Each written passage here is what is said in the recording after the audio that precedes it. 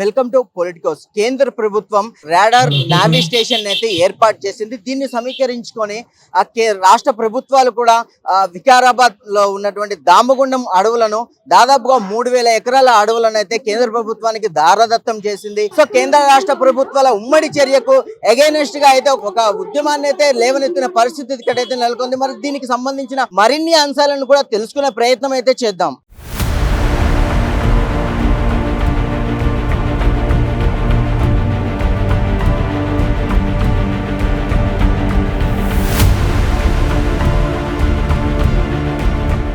మనకు ప్రకృతి లేకుండా ప్రజలు లేదు కదా. ఆరోగ్యంగా బ్రతకాలించుంటే మనకు ప్రకృతి కావాలి కదా. ఉన్న ప్రకృతిని అన్ని విధాలే మోసం చేసుకుంటూ తీసిన తర్వాత ఇంక మనం ఏం చేయాలి చెప్పండి.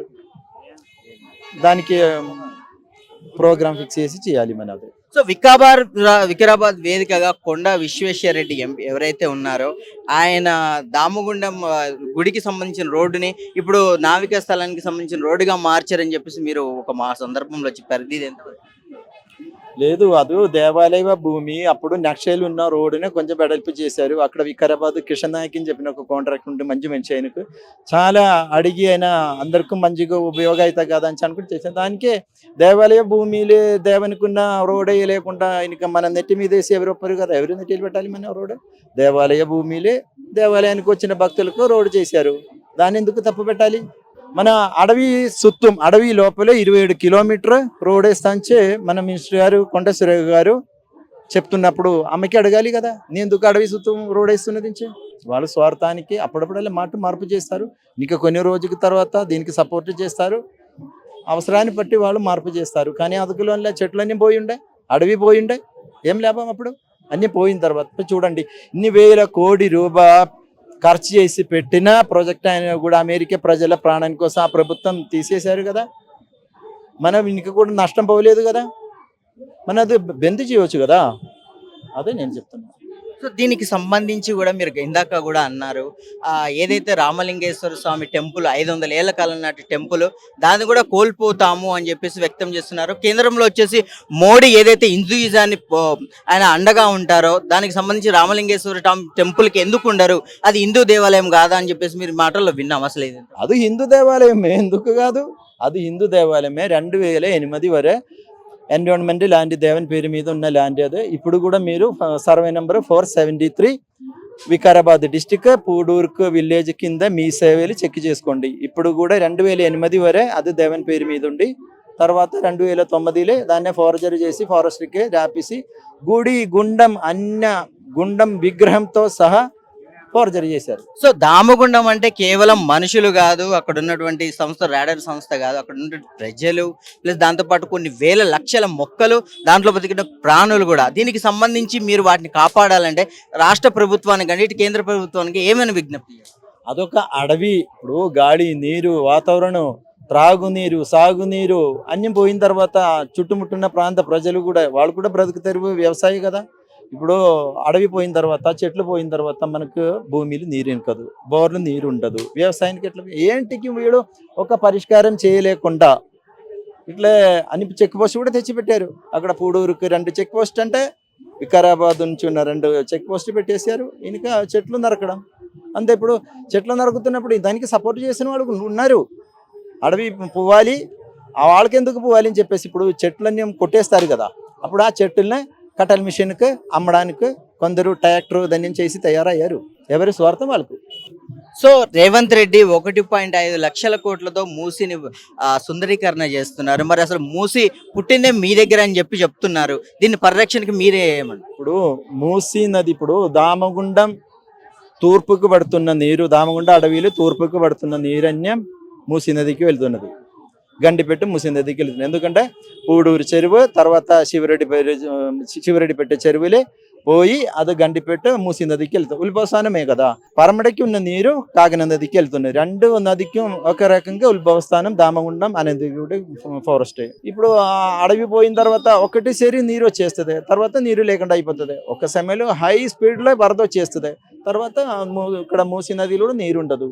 అన్ని తల తోక లేకుండా పనులు చేస్తున్నారు. అయితే దీనికి సంబంధించి రాడార్ స్టేషన్ వల్ల దేశ భద్రతకి సంబంధించిన అంశం ఇది. దీనివల్ల వికారాబాద్, దామగుండం చుట్టుపక్కల ఏరియాలు అభివృద్ధి చెందుతాయి, అక్కడ జాబులు వస్తాయని కూడా గవర్నమెంట్ చెప్తుంది. మీరు చేసేవి ఏవైతే స్థానికులు చేసే అవి అపోహలు మాత్రమే అని చెప్తుంది. దీని మీద మీ అభిప్రాయం ఏంటి? చూడండి, అపోహలు ఉండే వీళ్ళెందుకు పబ్లిక్ హియరింగ్కి రారు? ప్రజా సమక్షంలో ఒకప్పుడు ప్రజలకి అనుమానాలు, అపోహలు ఉన్నది. అది నివృత్తి చేయడానికి ఉన్న బాధ్యత ప్రభుత్వానికి ఉన్నది కదా, పాలకులకు ఉన్నది కదా. వాళ్ళు ఎందుకు? మేము అప్పుడు నుండి ఎప్పుడు సుమారు 16-17 సంవత్సరాల నుంచి మీరు నేవీ వాళ్ళు రండి, మన మేధావులు కూడా ఉన్నది కదా, శాస్త్రవేత్తలు ఉన్నారు. మీరు ఇంటి లోపల కూర్చొని ఇచ్చిపుచ్చుకుంటే పనికి పోవద్దు. ప్రజా సమక్షంలో ఒక పబ్లిక్ డిబేట్ పెట్టండి, హియరింగ్ పెట్టండి, మీ వాదన మీరు చెప్పండి, మా వాదన మేము చెప్తాం, మంచిగుండా మనం పెడతాం, అంతే కదా.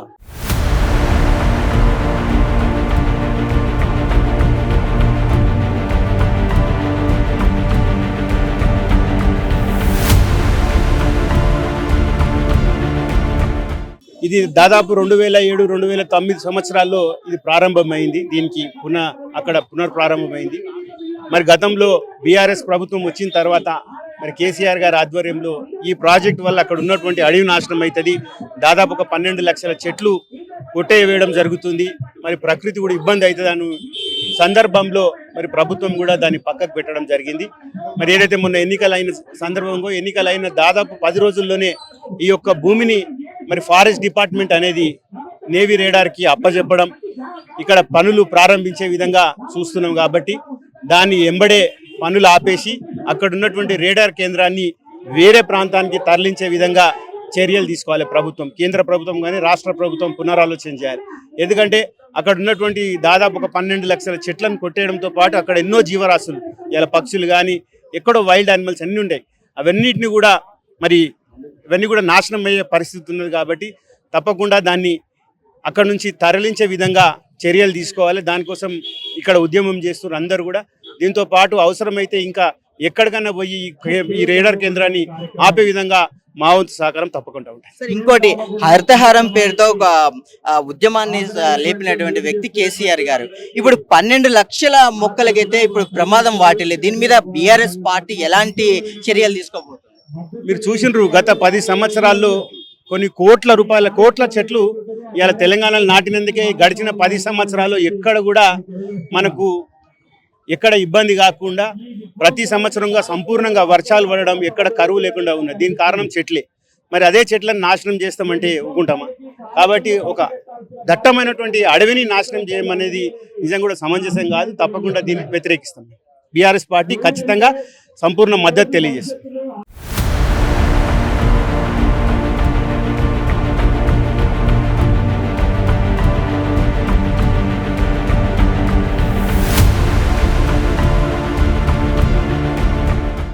అయితే ఈరోజు దామగుండం పర్యావరణం అంశమయ్యి ఇక్కడ ప్రొటెస్ట్ మూవ్మెంట్కు ఒక ఫౌండేషన్ స్టోన్ వేసినట్టు మనం ఇప్పుడు చూస్తున్నాం. మానవులకు ఈరోజు పర్యావరణం ఎంత ముఖ్యమో, వృక్షో రక్షతి రక్షతిహ, మరి ఇంటింటా చెట్లు ఊరంతా వనం, మరి ఇలాంటి అంశాలతో చెప్పుకుంటున్నాం. మనం ఎకో ఫ్రెండ్లీ ఎకో జోన్స్ను ఎందుకు ఏర్పాటు చేయలేకపోతున్నాం?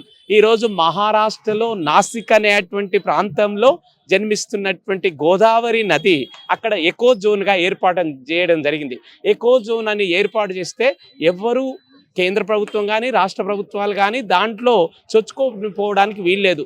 అదేవిధంగా ఈ దామగుండం అనేటువంటి ఫారెస్ట్ ఏరియాలో మూసీ నది జన్మిస్తున్న ప్రాంతాన్ని ఎకో జోన్గా మరి ప్రకటించి కేంద్ర రాష్ట్ర ప్రభుత్వాలు అందులో జోక్యం చేసుకోకుండా పర్యావరణాన్ని కాపాడితే బాగుంటుంది అనేది ఒక అంశము. ఇంకొక అంశం విషయానికి వస్తే 11,74,000 ఔషధ మొక్కలు, మెడిసినల్ ప్లాంట్స్ ఏదైతే ఈ దామగుండం ఫారెస్ట్ ఏరియాలో ఉన్నాయో వాటిని మనం కాపాడుకొని అక్కడి నుంచి వస్తున్నటువంటి ఆక్సిజన్తోని వికారాబాద్, అనంతగిరి, మరి మల్కాజ్, మేడ్చల్, రంగారెడ్డి, హైదరాబాద్ జిల్లా మరి ప్రజలకు మరియు అనేక ప్రాణికోటికి అవసరమైన ఆక్సిజన్ తీసుకోవడానికి వీలవుతుంది. అదే నేవీ డిపార్ట్మెంట్కు ఇక్కడ కాకుండా నిర్మానుష్యమైన ప్రాంతంలో మరి ఆ రాడార్ ఏర్పాటు చేయడానికి, మనము రాడార్ ఏర్పాటు చేయడానికి కానీ డెవలప్మెంట్ కానీ వ్యతిరేకం కాదు. మరి డెవలప్మెంట్ అంటే అభివృద్ధి, అభివృద్ధి అనేది సాంకేతిక పరిజ్ఞానంతో కూడుకున్నది. ఆ సాంకేతిక పరిజ్ఞానము అభివృద్ధి ఒకదానికొకటి సంబంధం. ఈ రెండు కూడా మానవ వినాశనానికి ఇబ్బంది కలగకుండా మానవ కళ్యాణానికి తోడ్పడే విధంగా ఉంటే సర్వజనామోదం లభిస్తుంది.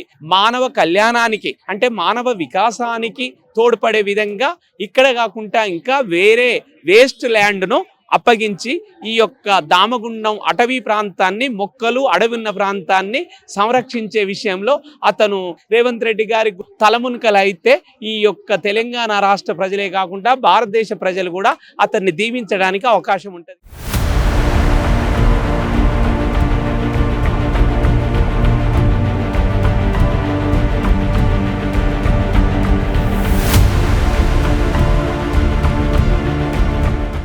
లక్ష్మయ్య, బి లక్ష్మయ్య, పూడూరు మాజీ సర్పంచ్. నేను 2000 నుంచి 2006 దాకా సర్పంచ్గా చేసినాను. అయితే అప్పుడు ఆ పీరియడ్లలో కూడా కాకపోతే ఈ ప్రాజెక్ట్ రాలేదు. ఆ తర్వాత మేము దిగిపోయినాక తర్వాత 10 సంవత్సరాల తర్వాత వచ్చింది ప్రాజెక్ట్. అయితే ప్రాజెక్ట్ వచ్చిన తర్వాత ఏం చేసిన, ఆమె ఎస్సీ, ఆమె పేదరికం, చదువు రాదు. అయితే వాళ్ళు ఏం చేసినట్టు నేవి రాడాలు వికారాబాద్ నుంచి, కలెక్టర్ ఆఫీస్ నుంచి, ఆర్డీ ఆఫీస్ నుంచి ఒక 20 మంది కార్లు కట్టుకొచ్చారు. వచ్చిన తర్వాత ఏం చేసింది, మీరు గ్రామ పంచాయతీ తీర్మానం ఇవ్వాలి, మాకు ఇక్కడ నేవి రాడార్ వస్తుంది కాబట్టి ఏంటి మీ గ్రామం సస్యశ్యామలంగా కనీసం అంటే మీకు బాగా అభివృద్ధి అవుతుంది కాబట్టి మీరు మాకు గ్రామ తీర్మానం ఇవ్వాలి.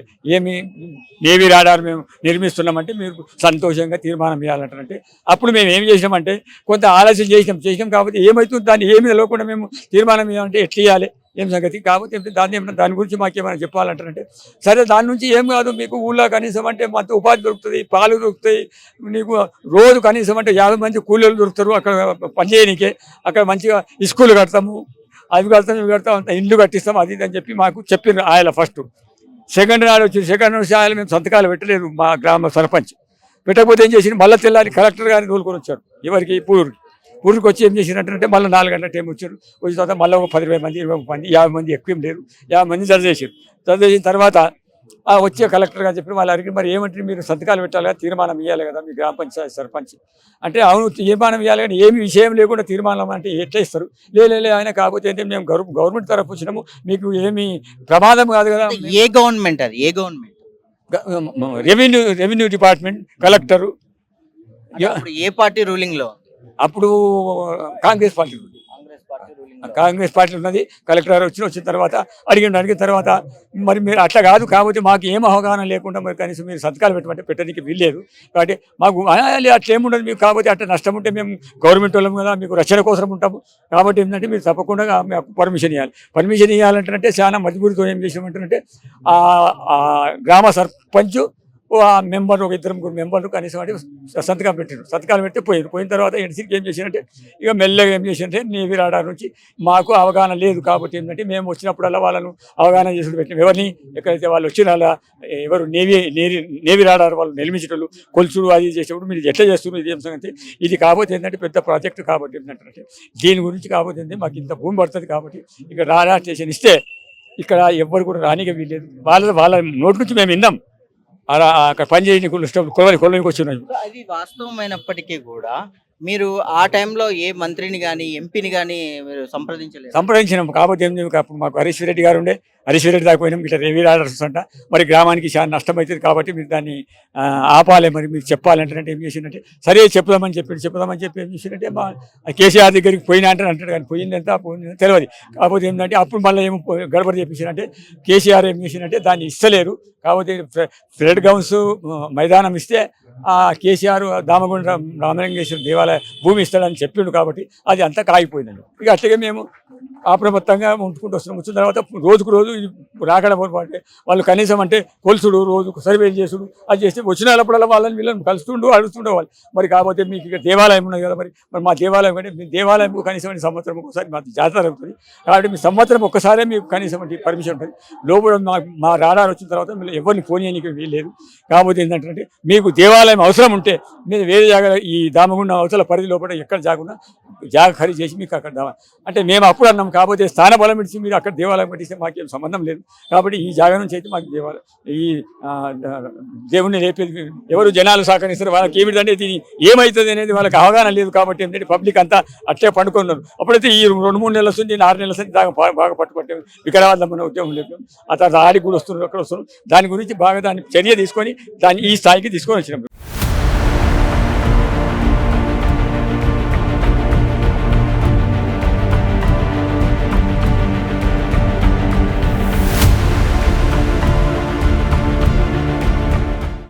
సార్ ఫస్ట్ మీరు చూస్తే ఇప్పుడు నేచర్ ఎంత డ్యామేజ్ అవుతుంది, దానివల్ల మనకు వచ్చిన ప్రాబ్లమ్స్ ఏంటి అన్నది చూడండి. జనరల్గా ఈ 6 monthsలోనే ఎన్ని ఇష్యూస్ ఉన్నాయి అన్నది మీరు అబ్జర్వ్ చేయండి. ఒకటి ఉత్తరాఖండ్లో ఫ్లడ్స్ వస్తాయి, నెక్స్ట్ వాయనాడ్లో ఫ్లడ్స్ వచ్చాయి, మొన్న చైనాలో వచ్చాయి ఫ్లడ్స్. ఇవన్నీ కూడా డెవలప్మెంట్ వల్లనే చేసిన వాటి వల్ల వచ్చిన క్లైమేటిక్ చేంజెస్ అనమాట. చాలా మందికి చిన్నప్పటి నుంచి చదువుకుంటున్నారు, సేఫ్ ఫారెస్ట్ అని అన్ని చేస్తున్నారు, కానీ ప్రాక్టికల్గా వచ్చేసరికి అవన్నీ కూడా జరగట్లేదు అనమాట. సో అది పాయింట్ ఇక్కడ. ఇప్పుడు ఫారెస్ట్ డిస్ట్రక్షన్ జరిగిందనుకోండి, డిఫారెస్టేషన్ జరిగిందనుకోండి, దానివల్ల వచ్చి చాలా హారబుల్ కాన్సిక్వెన్సెస్ ఉంటాయి, ప్రాబ్లమ్స్ ఉంటాయి. ఇప్పుడు చూడండి, పొల్యూషన్ పెరిగిపోద్ది. ఆల్రెడీ చాలా పొల్యూషన్ ఉంది హైదరాబాద్లో. దానివల్ల ఆ ట్రీస్ డిస్ట్రాయ్ చేయడం వల్ల ఇంకా ఎక్కువ పొల్యూషన్ ఫామ్ అవుతుంది. సెకండ్ థింగ్ వచ్చేసరికి ఆక్సిజన్. మనం కోవిడ్లో చూసాము ఎంత ఆక్సిజన్ కోసం సఫర్ అయ్యాము అనేసి. మరి ఇలాంటి నేచర్ ఇస్తున్న ఫ్రీ ఆక్సిజన్ని కూడా మనం దాన్ని కూడా స్పాయిల్ చేస్తే మరి నెక్స్ట్ ఉండే కాన్సిక్వెన్సెస్, హెల్త్ ఇష్యూస్ ఎంత కాంప్లికేటెడ్ ఉంటాయన్నది కూడా you can think on that. Second thing is that next ఈ నేచర్ అనేది it is not anybody's property. It is not any individual's owns property. This planet is only one planet, okay? And I am fighting for that. ఇప్పుడు చెప్తున్నారు చాలా ఎన్నో మార్స్లో try చేస్తున్నారు life ఉంటుందా అనేసి. But why you are not protecting for the planet which is existing? Why you are trying to find out whether it is life is possible on another planet? ఎందుకు? ఉన్న ప్లానెట్ని save చేయొచ్చు కదా, ఉన్న లైఫ్స్ని save చేయొచ్చు కదా, ఉన్న ఎకో సిస్టమ్తోని మనం future జనరేషన్స్కి ఇవ్వచ్చు కదా. అది పాయింట్. అదే life of right to life of life next future జనరేషన్స్కి కూడా ఉంది, నాట్ జస్ట్ టు అస్. మనం ఎంత హెల్దీ ఆక్సిజన్ తీసుకుంటున్నాం, హెల్దీ వాటర్ డ్రింక్ చేస్తున్నామో same kind of thing future generations కూడా ఉందన్నమాట. అది ఇవ్వాల్సిన హక్కు మనది. మనకి మన ఫాదర్స్ ఎలా ఇచ్చారో మనం నెక్స్ట్ జనరేషన్స్కి కూడా ఇవ్వాల్సిన రైట్ మనది. సో దానికోసం కూడా మేము ఫైట్ చేస్తున్నాం.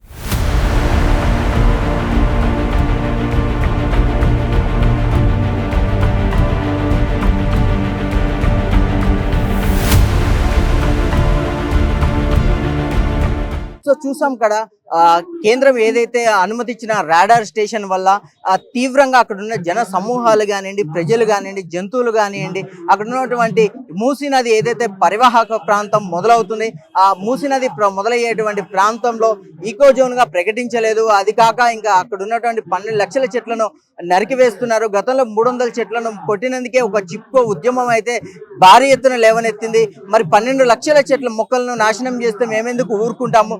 తప్పకుండా మా చర్య వ్యతిరేకంగా ఉంటుంది, తప్పకుండా మేము మా చెట్లను కాపాడుకుంటాం, రామగుండాన్ని రక్షించుకుంటామని చెప్పేసి స్థానికులు కూడా వారి ఆవేదన వ్యక్తం చేస్తున్న పరిస్థితి. ఇది ఇప్పటి వరకున్న అప్డేట్. కెమెరామెన్ లోకేష్ తో Narasimha reporting from Indira park. Please subscribe to the channel and download the Politicos app from the links in the description.